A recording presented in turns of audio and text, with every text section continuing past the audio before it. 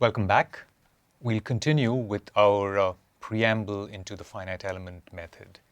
And you will recall that in the previous segment, we had started working with this linear one-dimensional partial differential equation, which was of elliptic type. Okay, and we'd written out this differential equation. We had also motivated it in the context of elasticity and also looked at how essentially the same partial differential equation arises in other problems, right? We looked at heat transport as well as mass diffusion, okay? We'll pick up now, but we'll focus on the PDE itself, right? So, the topic of this segment is what we call the strong form of the partial differential equation. Okay? So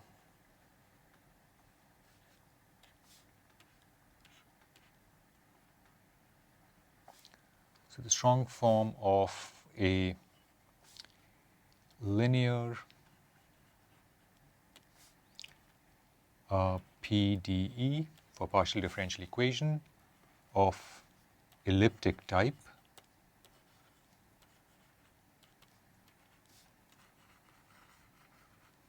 right, in one dimension. Okay?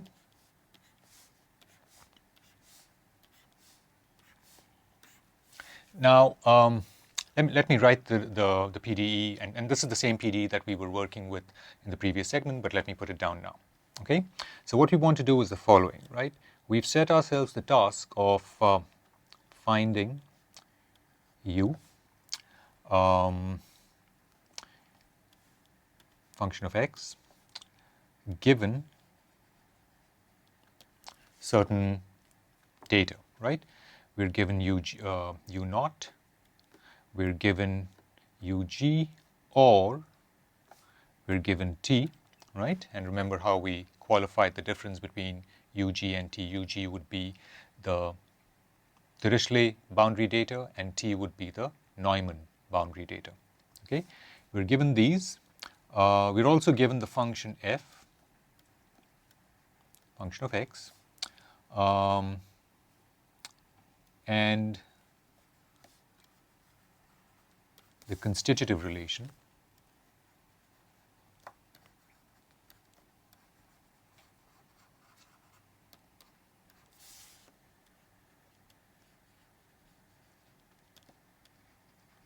and that constitutive relation is sigma equals e u comma x, right? Given all of this, what we want to do is, we already said that we wanted to find u. So we want to find u given all of this information such that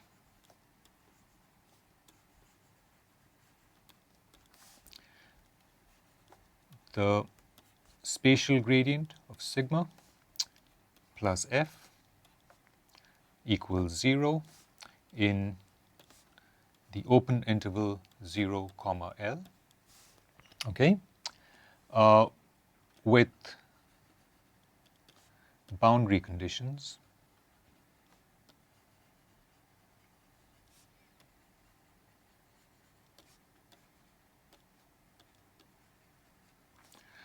the boundary conditions being u at 0 equals u naught, and either u at L equals u given, or sigma at L equals t. Okay, this is our specification of the linear partial differential equation of elliptic type in 1D. Now, we call this a strong form of the equation, right? That's new terminology that I've introduced. We call it the strong form for two reasons.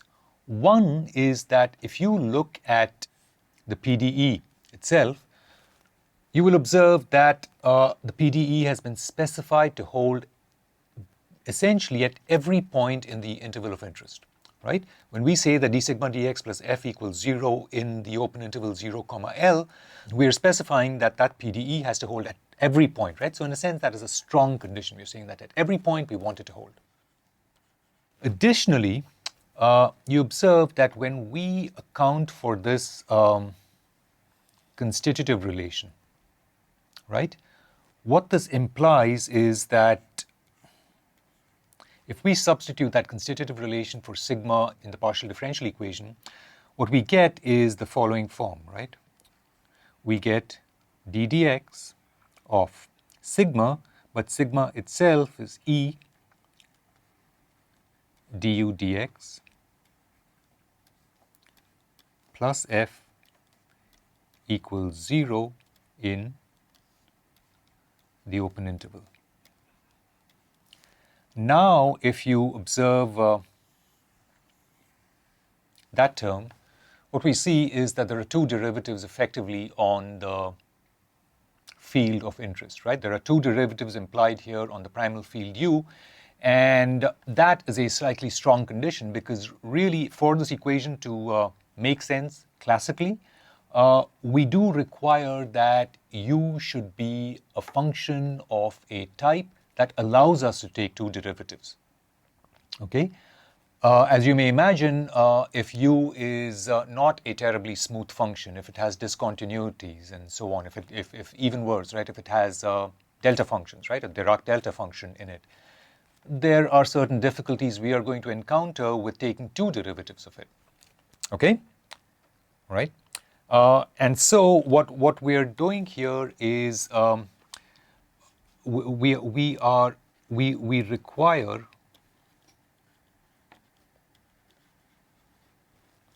so-called strong conditions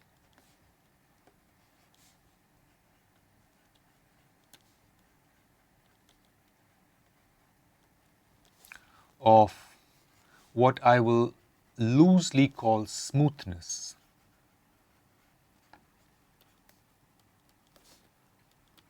Okay, on U. Right, and why is this? Because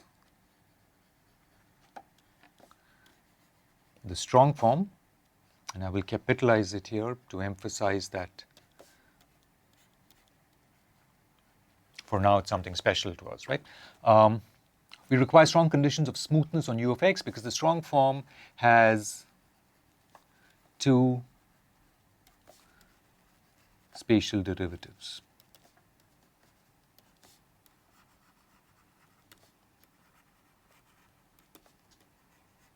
Right? And there is also this idea that we require it to hold pointwise. Okay?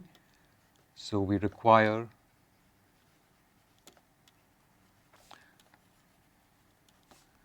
the partial differential equation to hold pointwise in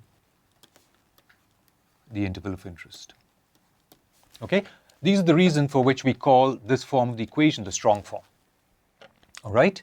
And this, of course, is the classical form in which you have seen partial differential equations posed up to this point, assuming, of course, that you do not already know something about the mathematical background to finite element methods. Okay? All right, so this is the strong form of the PDE of interest, and of course we observed in the previous segment that it models elasticity, it models heat transport, mass diffusion, and so on.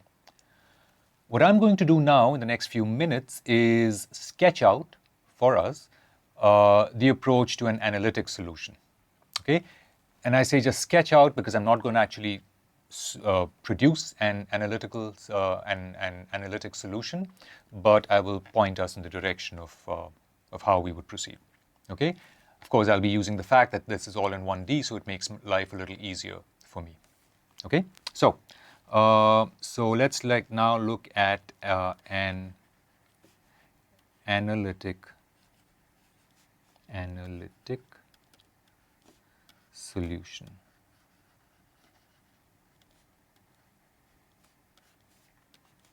Okay. The approach is very straightforward, and you probably already know how I'm going to approach it. it is to simply integrate up. Okay, so we have d dx of sigma equals minus f, right? And I did that by just moving f over to the other side. Let's just integrate. Okay, so we integrate this. Now I'm going to integrate this from 0, not all the way up to L, okay, but I'm going to integrate this from 0 to say y, okay, and here d dx, of course, and here I have integral of f also over the same limits, right, 0 to y dx, right, where y belongs to the open interval, sorry, it belongs now to the closed interval.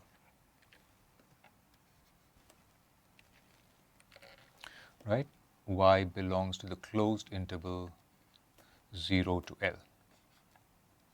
Okay. Importantly, we do not actually, in solving this PDE, we do not want to integrate all the way up to L, right? Because we want to maintain a general solution applicable at any point, right? And that's why we don't take the upper limit all the way up to L.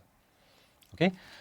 This again is completely straightforward, right? So what we know we get from here is we get sigma at y minus sigma at 0 equals minus integral of f dx over the limit 0 to y.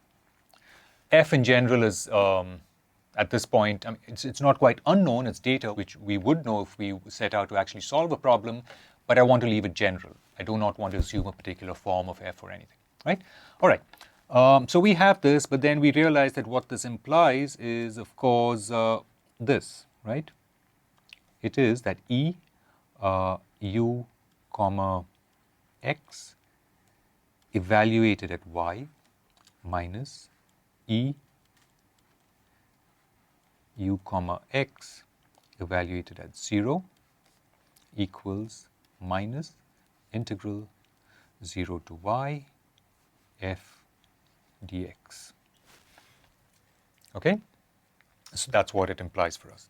Okay, and you see how I get this last line by simply making the substitution for the constitutive relation for sigma, right, at the two limit points.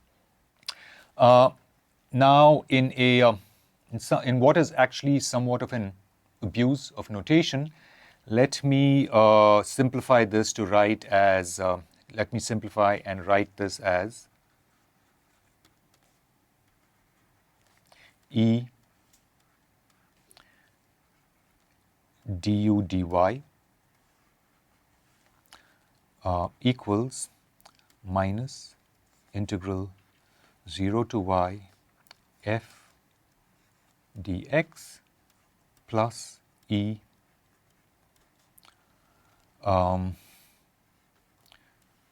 du dx evaluated at x equals 0. Okay, right?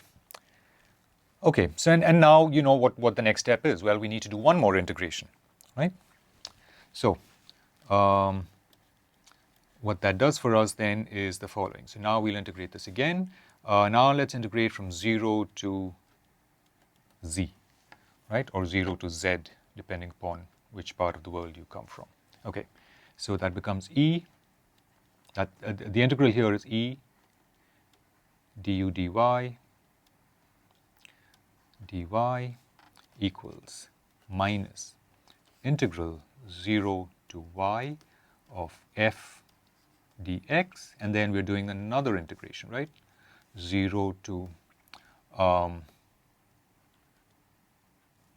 z dy. Okay, and just to make it clear, let's do this. Okay, and then we have another term here which is plus E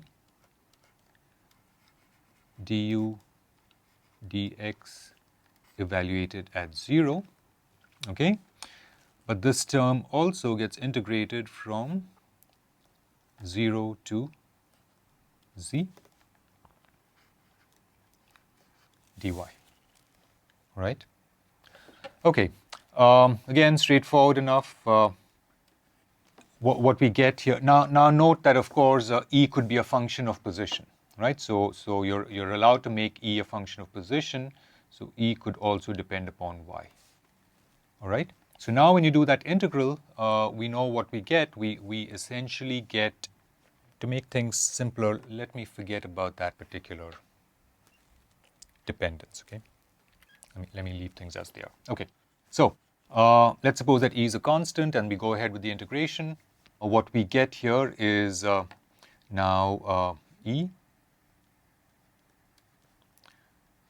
u at z minus E again u at 0 equals everything that we have here on the right hand side, correct?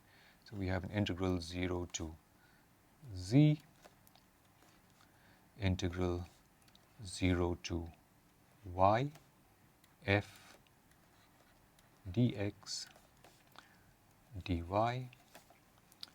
plus integral 0 to z. Well, actually, this last integral can be made fairly simple now, right? Right, because it is just E du dx evaluated at 0, right, times z. Okay? So this is the final form that we get, and since we want to write this all as a result for u of z, we write it as 1 over E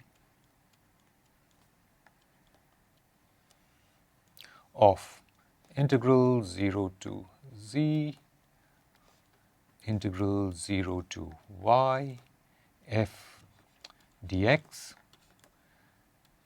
dy plus E du dx evaluated at 0 times z plus E multiplying u at 0 and close the brackets. Okay? So this is the final, the general form of our equation. Of course, I made things even a little simpler for us by saying that let's just assume that E is not a function of position. Okay, and if E were a function of position, of course, this would involve a little more. But just for the point of fixing ideas, I want to take this approach. Okay, now you observe that we have some unknowns here, but we know how to apply them, right? We would apply the boundary condition here. We'd apply the Dirichlet boundary condition here for u of 0. That is equal to u naught. Okay? That leaves us, however, with one more unknown, which is this. Okay? And this would be obtained by applying the boundary condition that we have at L. Okay? This term is determined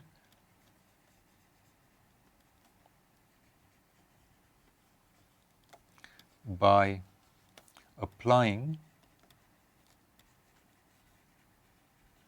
the given boundary condition, BC for boundary condition, at x equals L, right? X equals L, or in this case, z equals L, because we are finally expressing this as a function of z.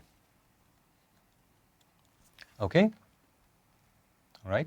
Now, if the boundary condition that we have at z equals L is a displacement boundary condition, if it's a Dirichlet boundary condition, it would be straightforward to apply it. What if it were a Neumann boundary condition? Think about it. Straightforward, of course. It's trivial almost. If it were a Neumann boundary condition, we would simply carry out a derivative of u, right? And thereby that would allow us to apply the boundary condition, right? So if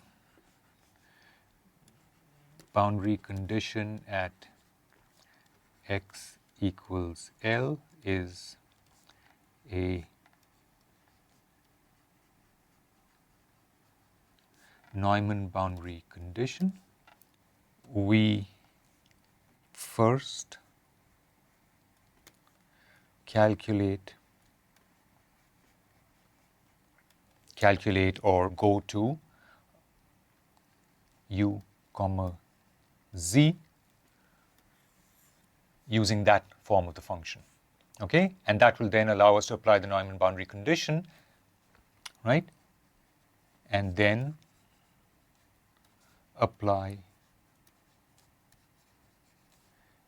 the boundary condition E u comma z at L, okay? That will then allow us to determine this unknown, okay? I also note now that I have just one sign off in this slide. I have a minus sign here, which I forgot to carry over, so let me just put it in here, okay? That takes care of things. So this would be the general approach to getting an analytic solution of the strong form of the PDE that we're working with, okay? The trouble with this, of course, is that we can do this only for very special forms of the forcing function f, all right? And furthermore, we did observe during the process that I simplified things by saying that E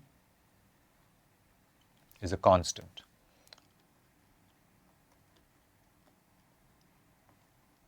Okay, I'm assuming that E is a constant. Does not always have to be the case. I assumed E were a constant to go through the process.